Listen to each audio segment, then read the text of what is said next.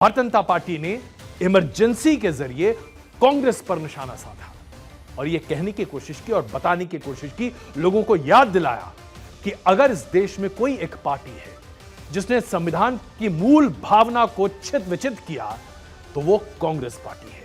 क्योंकि इंदिरा गांधी की अगुवाई की सरकार ने 1975 में इमरजेंसी लगाई थी। इस पूरे मामले को बार बार इसीलिए वोटर्स के सामने रखा जाता है। याद कीजिए, एक ऐसी पार्टी है जिसने इस देश में इमरजेंसी लगाई है, जिसने संविधान को एक तरह से पूरे तरीके से निरस्त करने की कोशिश की है।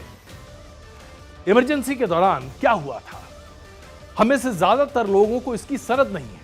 क्योंकि जरा सोचिए, 49 इयर्स यानी कि इस देश में 45 साल से कम उम्र के लोगों को तो इमरजेंसी की जानकारी ही नहीं है, क्योंकि पैदा ही नहीं हुए थे साहब।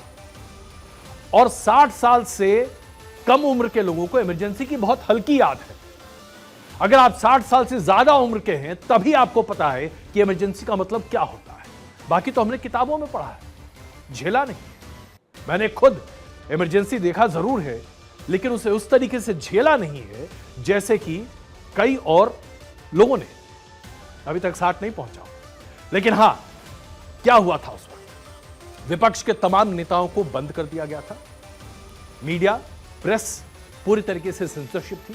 आज जिस तरीके से मैं आपके सामने बात कर सकता हूं, अपनी बातों को कह सकता हूं, आपको जागरूक करने के लिए सरकार के बारे में तमाम बातें कह सकता हूं, कुछ नहीं कहा जा सकता था। नागरिक स्वतंत्रता पूरी तरीके से खत्म कर दी गई थी। संघ परिवार, उसके साथ साथ कई ऐसे संगठन थे, 24 संगठन थे जिस पर प्रतिबंध लगा दिया गया था। इसके साथ साथ बहुत व्यापक सामाजिक और आधिकारिक चीजें बदली गई।